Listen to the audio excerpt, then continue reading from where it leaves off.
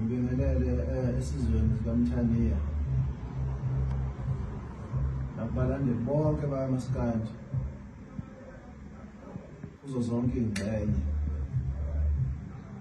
Cha bafowethu uSimomoza lo yelo Maskandi sithi-ke bafowethu namhlanje usuku olukhulu namhlanje ngicabanga nani ngizokujabulela ukunakubulani khona. Namhlanje sizokhanda uxolo, kungasikho ukulikhanda kodwa sizolwamukela futhi uxolo phakathi kaMdumazi noThuthani uGatsheni. Siyacela-ke bafowethu ukuthi kuzo zonke iy'nhlaka la kwathinteka khona kabi ngenxa yolimi, namhlanje kuphele nakini balandeli. Ngiyilwe kakhulu-ke le ndaba kaMdumazi noThuthani, ngayilwa engicabanga ukuthi niyazi ukuthi yalwa abantu abaningi lekhulu namakhosi, kodwa ngayilwa mina ngalo ngiqhubekile, ngayilwa abanye badikibala, ngayilwa kwaze kwafika namhlanje ukuthi ngiyakwazi ukuthi ngiyinqobe, hhayi ngamandla kodwa ngoThixo. Gcina-ke kuvumelwana nomfowakaGatsheni wavuma ukuthi hayi uxolo yakwamukela ngezandla ezimhlophe, yamamukela uMdumazi ukuthi kusukela noma yini namhlanje usengakwazi ukuthi abuye azosebenza ekhaya ngoba ikhaya likaMdumazi leli. Siyabonga nje bafowethu, sixolise nakulaba abathinteka bemndeni eyathinteka ngalolu daba. Siyaxolisa kakhulu, ngizokwanda kakhulu ngizodedela-ke uMdumazi niyazi odaba ukuthi achazeke naye. Siyabonga bafowethu, ngibonge nami ukuthi bengilalele bobabili kuze kufikelele namhlanje. Siyabonga, ngibonge nabo umfowethu uMhlengemali okuyena mfowethu uMdumazi ukuthi bengilwa lolu daba naye ekhona silosithintana. Siyabonga namhlanje.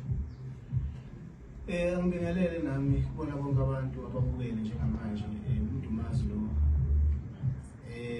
umfokamhlobo njengoba esethe wakuveza umfokamkhize uSimomoza. Ngithi angivele nje kubona bonke abantu abasibukele, ngidlulise ukuxolisa kakhulu ukubona bonke abantu abathinteka ngodaba noma ngey'nxushunxushu ezake zabakhona phakathi kwami ngiwuMdumazi noThuthani Mvukani lo. Sesihambe saze safika oxolweni namhlanje ngokuyikhuluma le nto ngoba siyazi ukuthi iyasithinta ngokwendlela zethu, ngendlela yasithinta ngayo, yaze yathinta futhi nabanye abantu abaseceleni, yaze yathinta nemindeni eyahlukahlukene namagama abanye abantu abagcina sebethinteka kuyona. So kukonke nje ngithi asixolise kukhona ukubona bonke abantu bathinteka kabi, sixolise nje esizweni sonke nakubalandeli bakaMaskandi, kuza kubasakazi njalo njalo, wonke nje umuntu okhona endimeni owathinteka nemindeni yethu ngokuhlukahlukana ngasohlangothini lwakhe umfukani bonke abathinteka ngale nto. Ngithi cela behlele ngezansi, behlise umoya, size safika la ekuthenini siyilungise le nto, semukelane ngayo yonke indlela okwakade kwenzeke ngayo. Ngicabanga ukuthi sengiguqile okuningi ukusuka manje. Ngiyakuqinisekisa ukuthi umsebenzi wami uzoqhamuka khona la sikwayami la sise-text la esikhona njengamanje.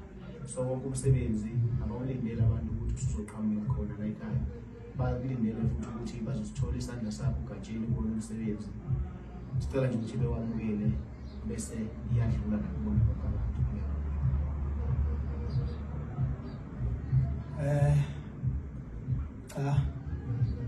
Konke kuyezwakala asebekukhulumile abafowethu. Cha, kunjengoba bebeka nangendlela abachaze ngakhona ukuthi ziningi iy'ndawo nendlela esesihambile sadlula kuzona, kodwa-ke njengomuntu omdala nengane kufanele sibe sihlukanise ukuthi uma umdala kufanele kuphela uphisane nengane, ingane ifikile yazehlisa kumuntu omdala.